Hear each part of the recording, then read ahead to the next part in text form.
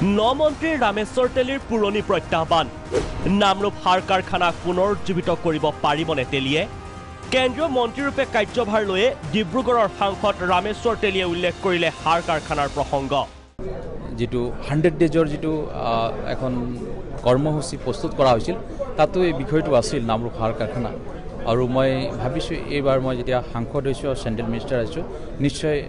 গুৰুত্ব থাকিব নামৰূপ সাৰ কাৰখানা অসমৰ একমাত্ৰ সাৰ কাৰখানাটোৰ তিনিটা গোট স্তব্ধ প্ৰায় প্ৰস্তাৱিত চতুৰ্থ গোট স্থাপিত হোৱা নাই এই পৰ্যন্ত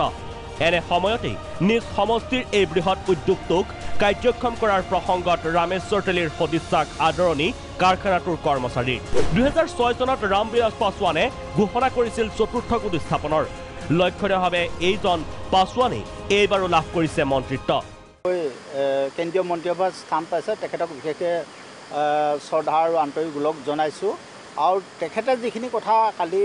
আমি পেপাৰত দেখিবলৈ পাইছোঁ বা সংবাদ মাধ্যমত যিখিনি প্ৰচাৰ কৰিছে প্ৰকৃততে আমি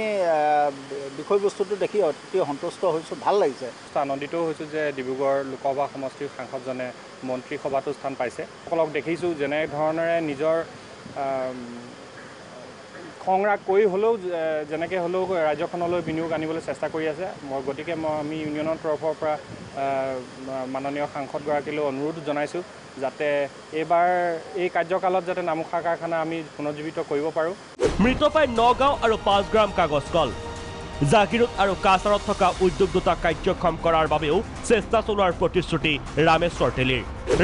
তেলীৰ ৰাষ্ট্ৰসক আদৰণি কাগজ কল কৰ্মচাৰীৰ কৰিব নোৱাৰিব কিন্তু গভৰ্ণমেণ্টে কি ডিচিশ্যন লয় সেইটো আমাৰ দেখিব লাগিব ইয়াত বিশ্বাসযোগ্য অবিশ্বাসযোগ্য বুলি কোনো কথা নাই কিন্তু এই কলটো যদি আকৌ চালু কৰা লাগে তেতিয়াহ'লে তাৰ কাৰণে মেচিনাৰিজ বেলেগ বেলেগ আৰু যিখিনি আছে যি এমাউণ্ট ইয়াৰ খৰচা আছে এই খৰচাটো কেন্দ্ৰীয় চৰকাৰে দিব লাগিব সাংসদ ৰূপে 5 বছৰ গ'ল মন্ত্ৰীৰূপে সন্মুখত দীঘলীয়া সময় প্ৰতিশ্ৰুতি কাৰ্যত পৰিণত কৰিব পাৰিলে ৰাইজৰ আশীষ পাব ৰামেশ্বৰ তেলীয়ে ব্যুৰ' ৰিপৰ্ট প্ৰাগ নিউজ